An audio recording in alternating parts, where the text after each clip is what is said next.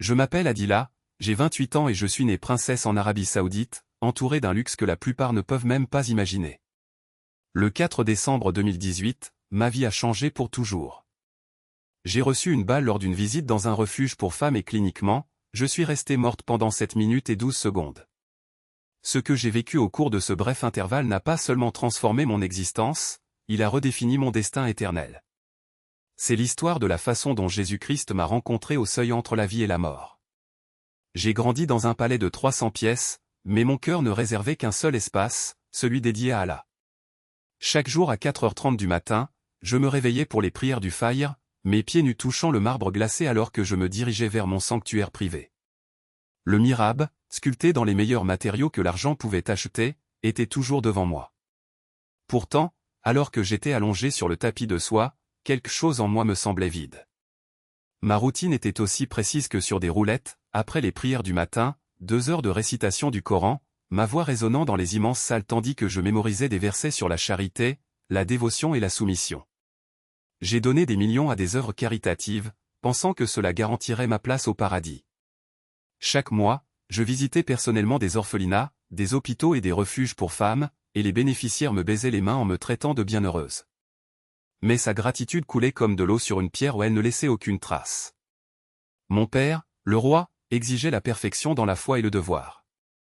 Chaque semaine, il me convoquait dans son bureau pour tester mes connaissances de la loi islamique et ma compréhension des responsabilités royales. Ses yeux scrutaient mon visage à la recherche du moindre signe de doute ou de pensée inappropriée. Je portais le hijab avec fierté, en veillant à ce qu'aucune mèche de cheveux ne soit visible, je jeûnais pendant le ramadan avec une discipline stricte, même lorsque mon corps mendiait de la nourriture. Le personnel du palais parlait à voix basse de mon dévouement, me traitant de plus pieux parmi les enfants royaux. En tant que princesse, mon rôle allait au-delà du dévouement personnel, il incluait des tâches diplomatiques. J'ai participé à des rencontres avec des autorités étrangères, toujours attentives à représenter les valeurs islamiques tout en défendant les droits des femmes dans les limites de notre foi. La presse internationale a loué ma position progressiste en matière d'éducation des femmes, mais personne n'a compris que j'opérais dans des limites soigneusement définies. Chaque discours était révisé, chaque apparition publique chorégraphiée pour refléter l'image de la parfaite princesse musulmane. Malgré toutes mes prières et mes bonnes actions, je me sentais vide intérieurement. Dans les moments calmes, lorsque le palais s'endormait et que les serviteurs se retiraient, j'étais assis seul dans mes appartements, remettant tout en question. Les murs dorés, ornés de versets du Coran, semblaient se moquer de mon aridité spirituelle. J'avais mémorisé l'intégralité du livre sacré à l'âge de 16 ans, récité des hadiths avec une précision académique et suivi méticuleusement toutes les lois islamiques. Pourtant, il manquait quelque chose. Elle nourrissait des doutes secrets sur certains enseignements, notamment ceux liés aux droits des femmes et à la nature de la miséricorde d'Allah. Quand je lisais le paradis dans les textes islamiques, il me semblait lointain et conditionnel, dépendant d'un équilibre entre les bonnes et les mauvaises actions. Je me demandais pourquoi Allah me semblait si loin, malgré toute ma dévotion, pourquoi mes 5 prières quotidiennes ressemblaient plus à des obligations qu'à des dialogues avec le divin. L'imam parlait de l'amour d'Allah, mais toujours accompagné de conditions, d'exigences et de la peur constante de ne pas suffire. Pendant les longues nuits du Ramadan, je pleurais seul dans ma salle de prière, les larmes mouillant le tapis de soie alors que je suppliais Allah de combler le vide en moi. J'ai prié davantage, donné davantage, j'ai même envisagé un nouveau pèlerinage à la Mecque. Rien n'a satisfait la faim de mon âme. Réfléchissez, avez-vous déjà ressenti une faim spirituelle, même si vous étiez nourri religieusement? C'était ma réalité à 28 ans. La matinée du 4 décembre 2018 a commencé comme une autre, avec l'appel à la prière résonnant dans les cours. J'ai choisi de visiter un refuge pour femmes spécifique ce jour-là parce que ces femmes n'avaient rien et je pensais que les servir plaisait à Allah. Le lieu accueillait des femmes fuyant des mariages abusifs, des mères sans abri avec de jeunes enfants et des femmes âgées abandonnées par leur famille. Leurs histoires de souffrance ont touché quelque chose de profond en moi, même si j'ai interprété cette compassion comme un devoir religieux et non comme un amour divin agissant à travers moi. Ce jour-là, j'ai consacré plus de temps aux prières du matin, à la lecture de versets coraniques sur la charité et à demander la bénédiction d'Allah pour cette visite. Mon exemplaire personnel, relié en cuir et bordé d'or, était un cadeau de mon père pour mon 18e anniversaire. Tandis que mes doigts traçaient la calligraphie arabe, je récitais des passages familiers sur le soin apporté aux pauvres et aux nécessiteux. Les mots étaient beaux, mais ils résonnaient comme dans un canyon vide. Avant de quitter le palais, mon père m'a béni comme d'habitude, posant sa main sur ma tête et disant une prière pour ma sécurité et mon succès. Rends notre famille fière aujourd'hui, ma fille, dit-il, sa voix portant le poids de l'attente royale. Je lui ai baisé la main et lui ai assuré qu'il servirait fidèlement Allah et notre peuple. Aucun de nous n'imaginait que ce serait notre dernière conversation normale. L'évaluation de sécurité s'est déroulée de manière régulière et fluide. Mon chef de la sécurité, un homme sévère qui protégeait notre famille depuis des décennies, considérait le niveau de menace comme faible pour une visite caritative. Le refuge se trouvait dans un quartier respectable et bien surveillé, et ma présence n'avait pas été signalée. Nous n'avions aucune raison de nous attendre à un danger. J'ai voyagé en convoi discret et sans ostentation pour ne pas intimider les femmes du refuge. À mesure que nous approchions, j'ai ressenti le même mélange de devoir et de vide que toujours. Il s'apprêtait à accomplir un nouvel acte de charité royale, à distribuer des dons, à entendre des remerciements et à rentrer au palais avec la satisfaction d'un devoir accompli. Je n'avais aucune idée qu'en quelques heures seulement, tout ce que je croyais sur Dieu, la foi et l'éternité serait brisé et reconstruit d'une manière que je n'aurais jamais pu imaginer. Le soleil du matin projetait de longues ombres sur la cour du refuge alors que je me préparais à rencontrer des femmes dont la vie m'en apprendrait plus sur l'amour divin que toutes mes années d'études religieuses. La directrice du site m'a accueilli avec une excitation nerveuse à l'entrée, ajustant son foulard avec des mains tremblantes avant de s'incliner respectueusement. L'équipe s'était préparée pendant des semaines, décorant les espaces communs avec des fleurs fraîches et veillant à ce que chaque surface brille. Son dévouement m'a ému, même si j'étais déjà habitué à être traité avec respect partout où j'allais. En parcourant les couloirs du refuge, j'ai rencontré des femmes dont les histoires ont transpercé la bulle dorée dans laquelle je vivais. Une jeune mère de 3 enfants m'a montré des photos des bleus laissés par son mari avant de trouver le courage de fuir. Une veuve âgée a raconté comment son propre fils l'avait chassée de la maison alors qu'elle ne pouvait plus travailler. Ses yeux débordaient d'espoir, et je. Jamais été dans la vie. Chaque pensée, chaque souvenir, chaque émotion existait dans une parfaite clarté, non filtrée par les limites de la chair. L'obscurité n'était pas vide, elle était vivante, palpitante d'une énergie que je ne pouvais pas nommer mais que je reconnaissais comme quelque chose d'ancien, quelque chose qui avait toujours été là, qui m'attendait. Soudain, une voix résonna, non pas dans mes oreilles, mais en moi, comme si les murs du vide eux-mêmes avaient commencé à parler. Adèle. Ce n'était ni une question, ni une accusation. C'était une vocation simple et inévitable, comme le son du destin lui-même qui se déroule. Je n'ai pas répondu avec des mots « comment pourrais-je » mais avec la totalité de mon être, comme si chaque fibre de mon existence se tournait vers cette présence. Puis quelque chose a changé. Les ténèbres ont commencé à se dissoudre, non pas en lumière, mais en sang. Ce n'était plus un vide, mais un espace où tout était possible, où le temps ne suivait pas une ligne droite, mais s'enroulait et se dépliait comme un tissu infini. Et là, devant moi ou en moi, ou à travers moi une figure est apparue. Ce n'était ni un homme, ni une femme, ni quelque chose que je pourrais décrire dans les limites du langage humain. C'était comme si chaque forme que j'avais jamais vue, chaque image sacrée que j'avais jamais vue, chaque représentation de Dieu, des anges et des prophètes, s'était fusionnée en quelque chose qui transcendait l'entendement. Ces yeux, s'ils étaient des yeux ne voyaient pas, ils savaient. Sa voix, si c'était une voix ne parlait pas, révèle-t-il.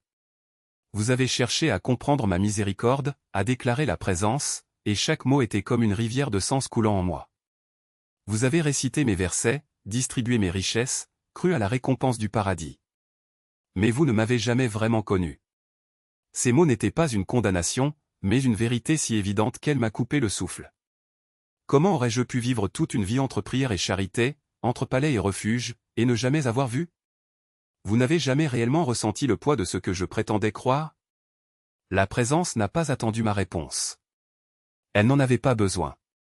Regardez. Et puis, comme si un voile avait été arraché de mes yeux, j'ai vu. Ce n'était pas une vision du paradis, ou de l'enfer, ou de tout autre endroit que je pourrais nommer. C'était quelque chose de plus profond, je voyais le tissu de l'existence. J'ai vu chaque âme qui ait jamais existé, chaque choix, chaque larme, chaque acte de gentillesse et chaque atrocité, le tout tissé dans une tapisserie infinie. J'ai vu les femmes au refuge, non pas comme des victimes, mais comme des guerrières dans une bataille que je n'avais jamais comprise. J'ai vu la jeune mère qui avait fui son mari, non pas comme un échec, mais comme quelqu'un qui avait arraché sa propre vie à l'emprise de la peur.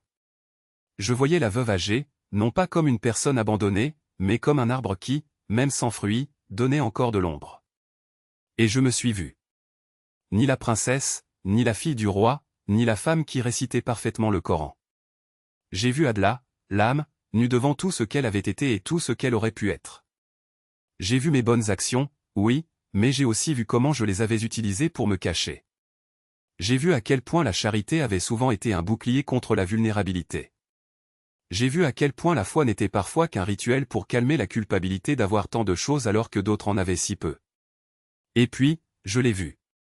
Non pas comme une figure, mais comme la force qui maintenait chaque fil de cette tapisserie. Non pas comme un juge, mais comme l'amour qui permet à chaque âme de choisir son propre chemin, même lorsque ce chemin mène à la douleur. Non pas comme un roi lointain, mais comme le feu qui brûlait en chaque être, implorant d'être reconnu.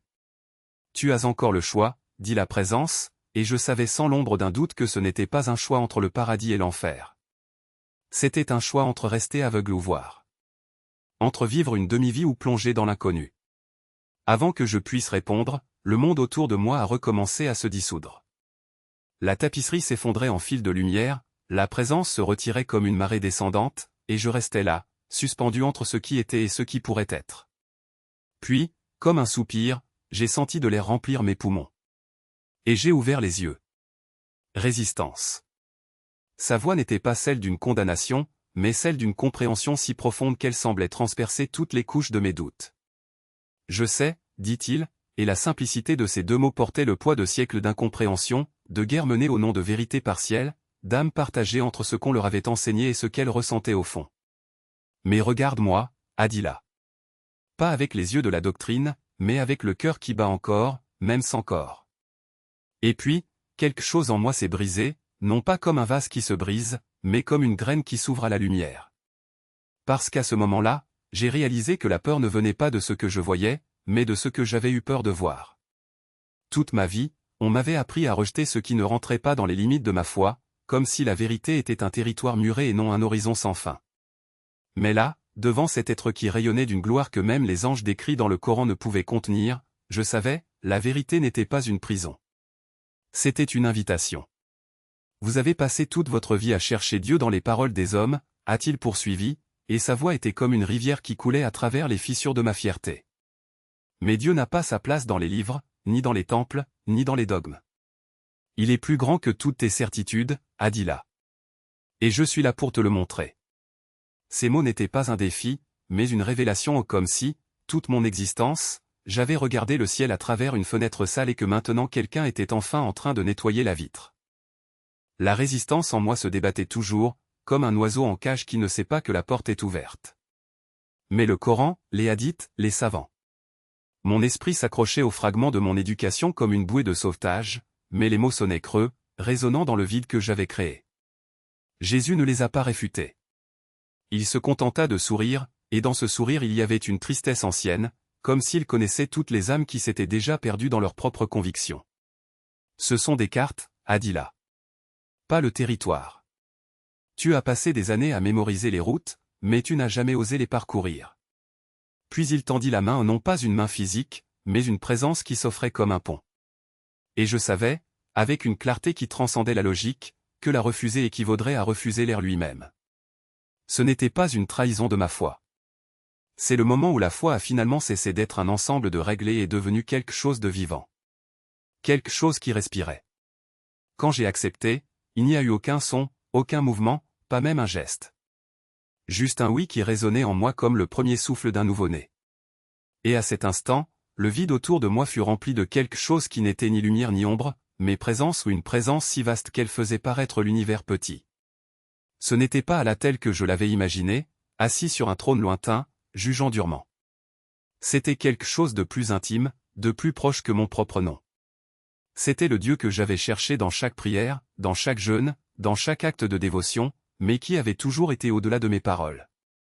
Et puis, comme si le temps n'était qu'un rêve dont je me réveillais, je l'ai vu. Je considérais mes prières non pas comme des obligations, mais comme des dialogues qui n'avaient jamais été interrompus. Je considérais mes péchés non pas comme des taches indélébiles, mais comme des blessures déjà guéries. Je voyais ma vie non pas comme une succession de réussites et d'erreurs, mais comme le fil d'une tapisserie infinie, tissée par des mains que je n'avais jamais su reconnaître. Jésus n'a rien dit de plus. Ce n'était pas nécessaire. Sa présence était la réponse, non pas à mes questions, mais à la question que je ne savais même pas que je portais, vous êtes aimé. Non pas à cause de ce que vous avez fait ou n'avez pas fait, mais simplement parce que vous existez. Et puis, comme si l'univers lui-même avait retenu son souffle jusqu'à ce moment-là, j'ai su. J'ai appris que le paradis n'était pas un lieu, mais un état d'être. J'ai appris que l'enfer n'était pas une punition, mais le choix de vivre loin de cette vérité. Je savais que toutes les religions, toutes les écritures, toutes les traditions n'étaient pas des chemins différents vers Dieu, mais des doigts pointés vers la même lune, mais je la regardais enfin. Il n'y avait pas de mots pour décrire ce qui suivit. Juste un nouveau silence, non plus vide, mais empli d'une paix qui n'appartenait pas à ce monde. Et, pour la première fois depuis que j'ai ouvert les yeux dans ces limbes, je n'étais pas seul. J'étais à la maison. En moi et voir ce qui compte vraiment. Ce n'était pas le trône, ni mon nom de famille, ni même l'approbation de mon entourage. C'était la vérité qui brûlait désormais dans ma poitrine comme un feu impossible à éteindre. Si je restais, cette vérité mourrait avec moi. Si elle revenait, elle pourrait mettre le feu au monde. Les images autour de moi se sont dissoutes, ne laissant que le visage de Jésus, serein, mais portant le poids d'un choix qu'il avait déjà fait pour moi. Et puis, comme s'il lisait mes pensées, il murmura, « Adla, l'amour qui t'a trouvé ici ne t'abandonnera pas là-bas. » Les mots résonnaient non seulement dans mes oreilles, mais dans toutes les fibres de mon être, comme si l'univers lui-même les avait gravés en moi.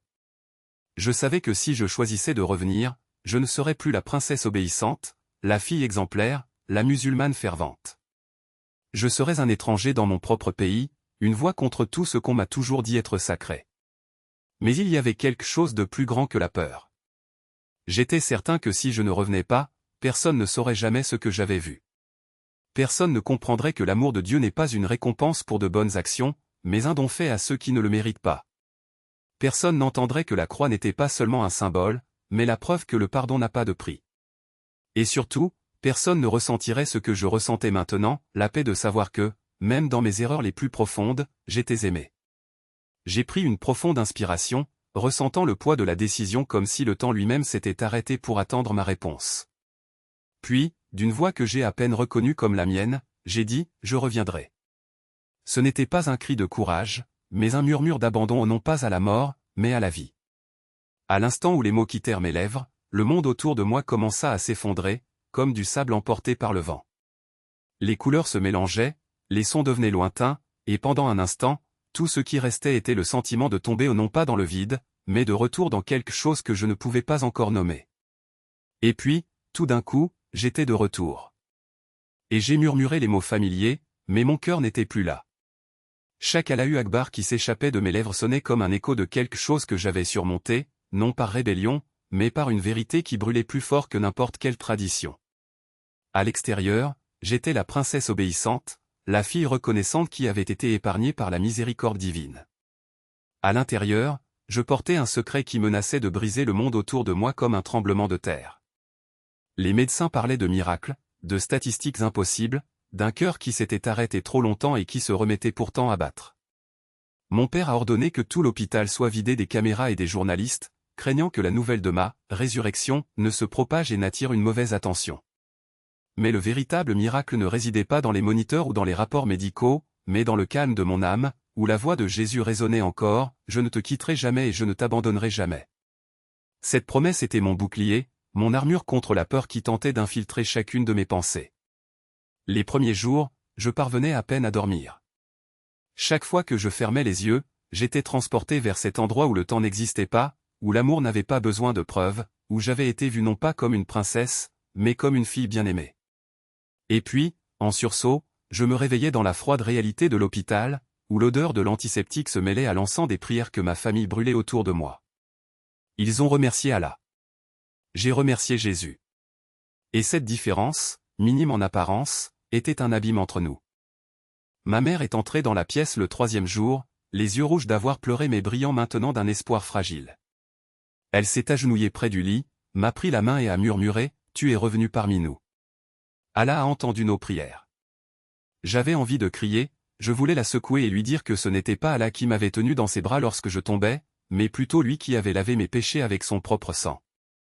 Mais les mots sont morts dans ma gorge. Comment pourrais-je expliquer à quelqu'un qui n'avait jamais connu l'amour inconditionnel que j'avais été embrassé par un père qui n'exigeait aucun sacrifice, juste la foi? Au lieu de cela, j'ai dit, je suis là, maman. Et c'était vrai. Mais je n'étais plus le même. Les jours s'éternisaient et avec eux la pression arrivait. Mon père a commencé à planifier une grande célébration publique, un geste de gratitude envers Allah qui serait diffusé dans tout le royaume. Des imams seraient invités, des dons seraient faits en mon nom et je serais présenté comme une preuve vivante de la miséricorde divine. Ta survie est un signe, m'a-t-il dit en me serrant fermement la main. Un signe qu'Allah a un dessein pour vous. Je savais que ce but n'était pas celui qu'il imaginait. Chaque fois qu'il parlait de « destinée », j'entendais la voix de Jésus, « Tu es la fille du roi ». La veille de la cérémonie, je me suis levé du lit contre l'ordre des médecins et je me suis dirigé vers la fenêtre. Dehors, Riyad s'étendait devant moi, ses lumières brillant comme des étoiles tombées sur terre. Je savais que si j'ouvrais la bouche pour raconter ce que j'avais vu, je serais considéré comme fou. Ou pire, un traître. Ma famille m'aimait, mais leur amour avait des limites. Et ces limites étaient tracées par la foi qu'ils suivaient depuis des générations. Mais comment garder le silence? Comment pourrais-je regarder dans les yeux des gens autour de moi et ne pas crier qu'il y avait un plus grand amour, un pardon plus profond, une liberté qu'ils n'avaient jamais connue? J'avais été renvoyé en mission et chaque fibre de mon être le savait. Peu importe le coût. Cette nuit-là, pendant que l'hôpital dormait, j'ai pris un cahier et un stylo. Mes mains tremblaient, mais les mots coulaient comme une rivière qu'on ne pouvait plus contenir. J'ai vu Jésus, ai-je écrit. Et il m'a aimé avant même que je sache que j'avais besoin d'être aimé. Les pages étaient remplies de vérités que je ne pouvais plus garder pour moi. Quand j'ai fini, je savais que je ne pouvais pas laisser ce cahier-là. Quelqu'un le trouverait. Il fallait que quelqu'un le sache. Le lendemain, la cérémonie commençait. Des centaines de personnes se sont rassemblées pour assister au « miracle » de ma survie. J'étais vêtu de vêtements traditionnels, le visage couvert d'un voile qui cachait non seulement mon identité, mais aussi la tempête qui faisait rage en moi.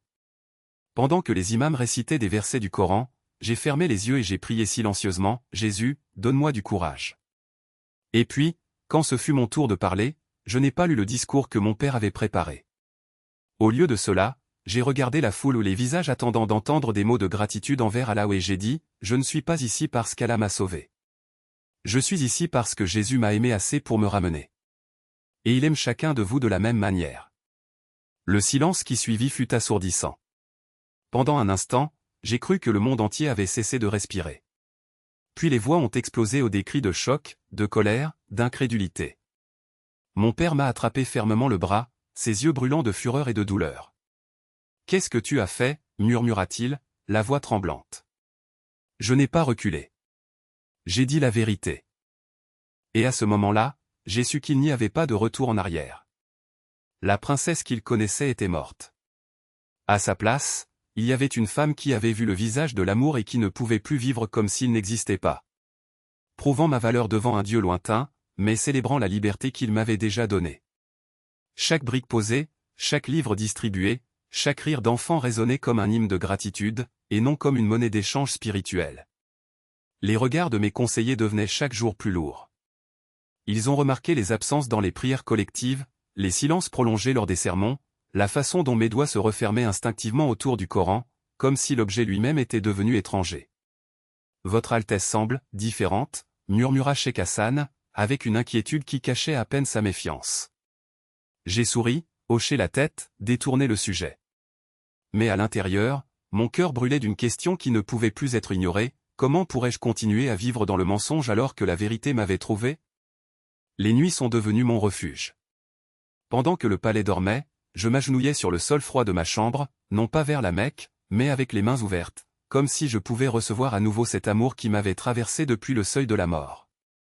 Les paroles de l'Évangile que je lisais en secret me brûlaient l'esprit, « Venez à moi, vous tous qui êtes fatigués et chargés, et je vous donnerai du repos. » Comment expliquer à tout un royaume que le fardeau que je portais n'était pas le poids des obligations royales, mais le vide d'une foi qui ne m'avait jamais comblé?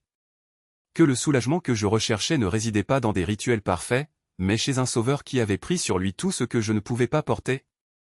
Les tensions ont atteint leur point de rupture pendant le Ramadan. Je devais diriger les prières nocturnes, jeûner avec une dévotion exemplaire, distribuer l'aumône avec une générosité mesurée. Mais lorsque je me suis agenouillé dans la mosquée, entouré de centaines de fidèles, je n'ai ressenti que le poids d'un masque qui ne m'allait plus. Les paroles de l'imam sonnaient creuses, comme l'écho de quelque chose auquel je ne pouvais plus croire. Au milieu de la prière, je me suis levé brusquement, ignorant les regards choqués, et je suis sorti dans la cour éclairée par la lune. L'air frais de la nuit m'a frappé le visage et, pour la première fois depuis des semaines, j'ai respiré. C'est alors que j'ai aperçu Fatima, debout à l'ombre d'une colonne, qui me regardait avec une expression mêlée de peur et d'espoir. « Princesse, murmura-t-elle en s'approchant prudemment, que t'arrive-t-il » Il n'y avait aucune accusation dans sa voix, juste une véritable inquiétude. J'aurais pu mentir. J'aurais pu dire que j'étais malade, fatigué, que le stress de la convalescence m'affectait. Mais quelque chose dans ses yeux, ces mêmes yeux qui avaient pleuré quand je lui lavais les pieds, m'arrêta. « Fatima, répondis-je d'une voix basse mais ferme, j'ai trouvé quelque chose que je ne peux plus ignorer. Quelque chose qui change tout. » Elle me tenait la main, ses doigts calleux serrant les miens avec une force surprenante. « Je sais, dit-elle simplement. » Et à ce moment-là, j'ai compris que je n'étais pas seul. Il y en avait d'autres comme elle, cachés dans l'ombre du palais, du royaume, du monde, des cœurs qui avaient aussi été touchés par la même grâce qui m'avait transformé. La question n'était plus de savoir si je pouvais continuer à vivre dans le mensonge, mais comment vivre la vérité sans détruire tout ce que j'aimais. Et puis, comme si le ciel lui-même avait décidé pour moi, la porte-fenêtre s'est ouverte avec fracas. Mon père entra, suivi de gardes et de conseillers, le visage masqué par une fureur contrôlée. « Princesse et chat, dit-il, chaque syllabe étant remplie d'une déception plus profonde que n'importe quelle épée, que faites-vous ici, en dehors des prières? Que vous arrive-t-il » Le silence qui suivit fut plus éloquent que n'importe quelle réponse. Je savais que c'était le moment. Le moment où tout ce que j'avais été et tout ce que je pouvais devenir allait entrer en collision. Et pour la première fois, je n'ai pas eu peur. Juste une paix étrange, comme si Jésus lui-même était à mes côtés, murmurant « Ne crains rien, je suis avec toi ». Ce n'était plus des rituels vides de sens, mais un appel urgent à vivre ce que j'avais découvert. Chaque respiration est devenue un acte de gratitude, chaque mot un témoignage de la grâce qui m'avait sorti des ténèbres. Et pourtant, j'étais là, toujours déchiré entre deux mondes, celui qui me rejetait et celui qui m'accueillait à bras ouverts, sans condition. Les nuits sont devenues mes alliés. Pendant que le palais dormait, je m'agenouillais en prière, non plus face à la Mecque, mais vers le Christ qui m'avait rencontré dans la vallée de l'ombre de la mort. Les larmes qui coulaient n'étaient pas de peur, mais de soulagement, comme si je pouvais enfin respirer sans le masque que je portais depuis si longtemps.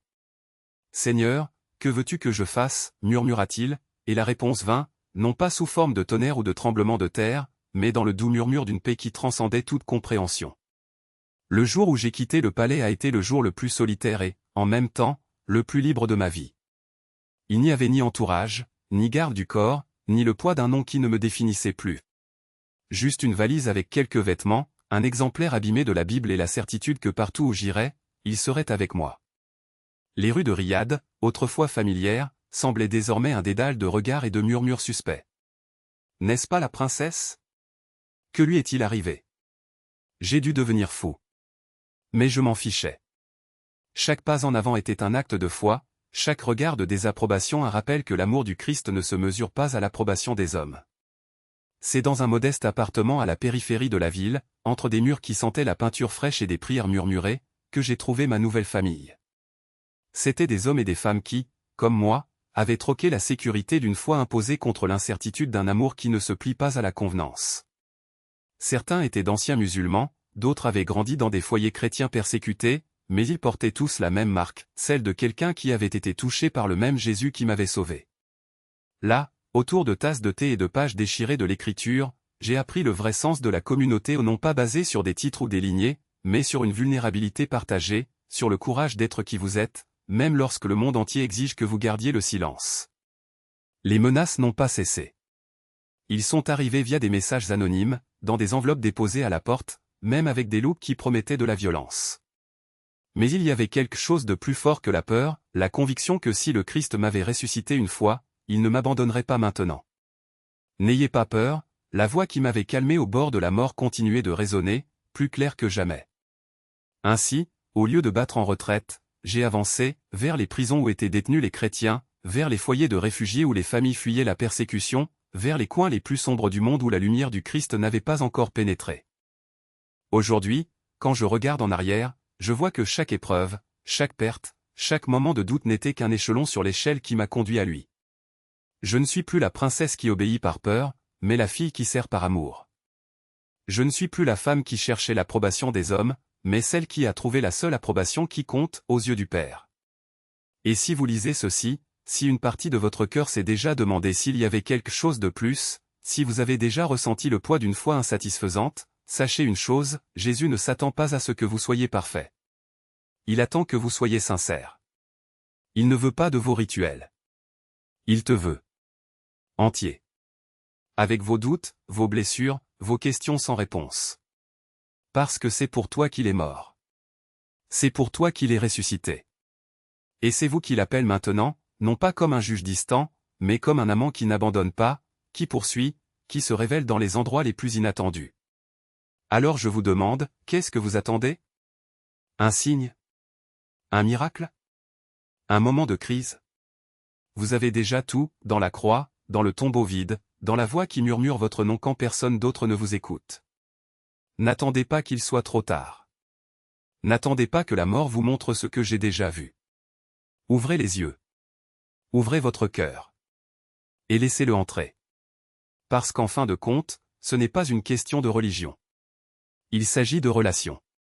Il ne s'agit pas de ce que vous pouvez faire pour lui, mais de ce qu'il a déjà fait pour vous. Et ça change tout.